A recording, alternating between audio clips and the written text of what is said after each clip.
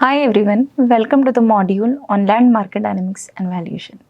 The module starts with an introduction followed by understanding land market dynamics, the key institution, the valuation methods for registered land, the valuation methods for unregistered land, challenges and gaps, the innovative approaches and way forward. So we'll begin with the introduction. The land administration has three core components: land tenure, land use and land value, which serve as the foundation for managing and understanding land resources. Among these, the management of land value plays a pivotal role in guiding land related decisions from individual purchase to institutional landing and taxation. Among these, the management of land value plays a pivotal role in guiding land related decisions from individual purchase to institutional landing and taxation. For local governments, land value becomes a crucial financial resource through property tax collection encompassing land and its associated assets. Land valuation at its core involves estimating the value of land for purposes such as sales, investment, analysis, insurance, and taxation. This process draws upon four foundational aspects: the demand, utility, scarcity, and transferability. Utility in particular is influenced geographic and environmental factors such as soil fertility, water availability, and proximity to human activities and can determine the land's usability. Various physical attributes, location, tenure, rights, and market condition further impact property valuation and land valuation, as do factors such as property size, shape, and legal status of the land. So these factors by and large shape the property and the land valuation. Talking about the property and land valuation is critical for land and property taxation, government acquisition, market transactions, and privatization of state assets. Its role extends beyond monetary considerations to reflect broader economic and societal priorities. We have seen that understanding the land market dynamics, how the land market dynamics work, and accordingly how the property valuation and land valuation works. In the context of property, the terms price, value, and worth are often overlap in common usage. However, each has distinct meanings in professional valuation. Price refers to the actual transaction figure. Value represents an estimated price in the absence of a sale, and a worth describes the underlying motivation driving offers in the market. These distinctions underpin the valuation process, which seeks to estimate market value by evaluating critical variables and market conditions. So, these are important factors for determining the land and property valuation.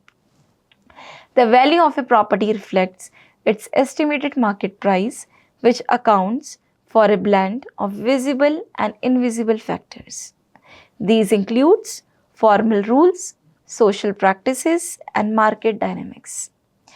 Notably, economic principles shape the valuation outcomes. For example, the principle of change emphasizes that economic conditions like unemployment or interest rate directly influence property values. Similarly, the principle of substitution suggests that the value of a property is limited by the cost of comparable alternatives. Meanwhile, increased supply compared to demand will decrease property values, whereas a lacking supply compared to demand will increase property values. The principle of progression and regression, that the value of a property will increase or decrease if more or less valuable properties are built in the area. So these are some of the principles in the property and land valuation. Now talking about the main key institutions who determines the valuation methods. The valuation standards provide the foundation for ensuring consistency and quality in valuation reports. These standards include guidelines published by bodies like the International Valuation Standards Council IVSC, the regional organizations such as RICS, Royal Institution of Chartered Surveyors, and the European Group of Valuers Association TEGOVA. These frameworks guide valuers in determining market value, defined by the IVSC as the estimated price a property would fetch in a fair, arm's length transaction between knowledgeable and willing parties. So, these are some of the standards which are set by the different institutions. Now, coming to the valuation methods for the registered land. What we mean by the registered land is the formalized and the documented land. Three primary approaches govern the valuation of registered land. The very first, the market approach, the second is income approach, and the third is the cost approach. The market approach mainly relies on the comparable method, which examines values of recently sold properties in the area to estimate the subject property's value. The method is particularly useful for residential and commercial properties in active markets. The second approach or the method is income approach. The income approach evaluates a property value based on its potential to generate future income. Some methods include the investment method, where income streams, for example rent, are capitalized to determine value, and profit methods, which focuses on income derived from operating businesses on the land. The approach is often used for investment properties and agricultural land, where the present value model, that is PVM, assesses land value by discounting expected future returns. Now, coming to the third very important approach that talks about and also given an example of PVM, that's the forest investments are mostly long term with little if any financial return until cropping, which may be decade in the future. The valuation of such kind is done, therefore requires detailing forecasting of future wood flows, cost and cash flows, and the accuracy of the valuation will be extremely sensitive to the discount rates adopted. Investors are risk, and this must be reflected in the valuation methods. Risk that relate to the income can be handled by making adjustment to the cash flow. Risk that relate to the security of land and property as an investment should be handled by making adjustment to the discount rate. The higher the perceived risk, the higher the discount rate. In emerging markets, there may be additional risk resulting from high inflation and other macroeconomic volatility, capital and other regulatory controls, political changes, war, civil unrest, poorly defined and enforced contracts. So this is an example of one of the case study for the income approach. Now coming to the third very important approach, the cost approach, considered the cost of constructing a property or the replacement. It encompasses the replacement cost and residual method, which evaluate properties and development potential. Now, what is valuation for the unregistered land?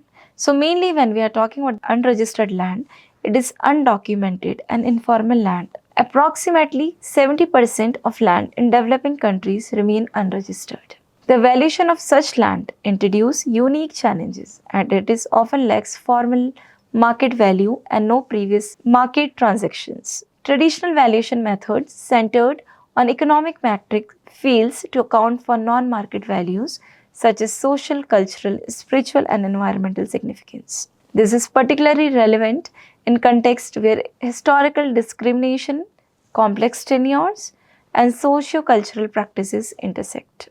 Now, it's very important to talk about how these lands will be evaluated when they cover around 70% of the developing nations. Innovative approaches are needed to capture the plural values of unregistered land. Methods like cost value analysis weigh conservation against exploitation, while the hypothetical development approach evaluates potential future benefits. Summation methods integrate diverse benefits including biodiversity offset, ecosystem services and carbon sequestration into comprehensive valuation system. The another approach of recording the valuation for the unregistered land is speaking valuation emphasis, which emphasizes the community perspective, which is very important, recognizing locally relevant values, recognizing visible boundaries, both physical and cultural, reinforces tenure system and acknowledge the unique significance of customary land. Now talking about the case study which talks about the application of the cost method to the valuation of scattered and strange land. How the valuation of unregistered land is done, mainly it was an informal stranger and the squatter land. Squatter land do not tend to be compensated for land taken because they have no such interest in the land. In such cases, the valuation approach used may be a variation of the income capitalization approach. For instance, basket weavers and the quarry workers who are being displaced are paid a compensation sum based on the following calculations. Estimation of average daily income, which forms the basis for an estimated monthly income. Then multiplying this income by the assumption number of months. For example, if they are working for 6 months, let's multiply by 6 months. It takes to find an alternative site for resettlement. If the development project is government run, however, the circumstances are rather different. The government might make the case that the settlement is illegal and hence no compensation is due. Such valuers will typically use the depreciation replacement cost method for the calculation of the replacement cost of any structure on the land that is being acquired in some cases. However, depreciation may be used especially if the project is IMF World Bank funded. So these are the different approaches, how the different approaches on the valuation of unregistered land is done by the different organization based on their interest and the principles. Now talking about the challenges and gaps in land valuation framework. Talking about the valuation of land in the global south, especially the challenges come when we talk about the global south. It faces significant gaps and challenges that undermine equitable assessment of land resources and their multifaceted value to the communities. The communities do not get the value what they deserve. One critical issues lies in the exclusion of unregistered land, including community forest, pastures, fallow lands, customary tenures, and coastal zones from the conventional valuation frameworks. These lands, which often lack formal documentation or ownership records, supports the livelihood of millions and provide essential ecosystem services. For example, in India, approximately 205 million acres of such commons, including community forest, pastures and water bodies, sustain over 350 million rural people and contribute ecosystem services valued at 90 billion annually. It's a big amount, yet their contribution remains invisible within the dominant valuation methodology, as no market transaction or record exists to provide baseline data. This lack of data and methodological tools to account for their social, cultural, and ecological value results in systemic undervaluation of the property and the land. Now talking about one more case study, that how valuation of customary tenure rights is done in Liberia. In Liberia, which comes in Africa, customary rights constitute the principal mode of land holding in rural areas. These rights are to be formally recognized as communal holdings, thus removing large areas of rural land from direct control of the state. The proposed Liberia Land Rights Act will create customary residential land entitlements for community members to enable them to hold and keep his or her customary land residential area perpetually in the same way as private land is held. The land is alienable, descendable, divisible, and can be pledged or used as collateral security for the member's obligation to any person. This creates an identifiable interest in the residential land for valuation purposes. For example, agricultural land, every member of a community shall be entitled to carry on agricultural land activities, as much of the customary land appropriate for and dedicated to agricultural land, which in fact is accepted and used for farming and other agricultural activities. So this is one of the case study where we have found that how the customary land can be valued, and also if the law and the legal aspect can come into play for bringing some kind of framework for the unregistered land. The traditional valuation approaches, which predominantly rely on market based metrics, fail to capture the full complexity of these land. Market based frameworks are inherently linear, emphasizing exchange values while neglecting non market dimensions such as social and cultural significance, community dependency, and ecological contributions. Therefore, there are inadequate legal frameworks compound to this issue by failing to accommodate the pluralistic and informal nature of land tenure. In many global south countries, legal system often struggle to reconcile customary rights with formal property regimes, leaving communities vulnerable to exclusion or inadequate compensation during land use change or development projects. So, this is what the case and the story is about the valuation methods in many of the global south countries. Additionally, the process and methods of land valuation carry implicit biases. Women play a critical role in the use and stewardship of such community land and unregistered land, who often lack formal recognition as de jure landholders. Their limited representation in valuation methods, institution, insufficient access to knowledge, and capacity building opportunity further marginalize their voice in the valuation process.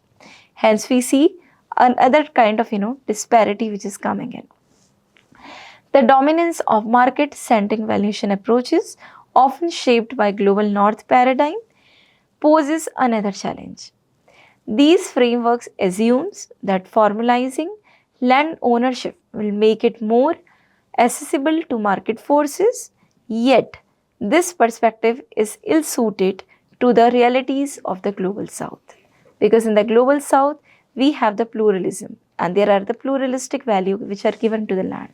It's beyond the economic commodity, but it is also a social identity and many more.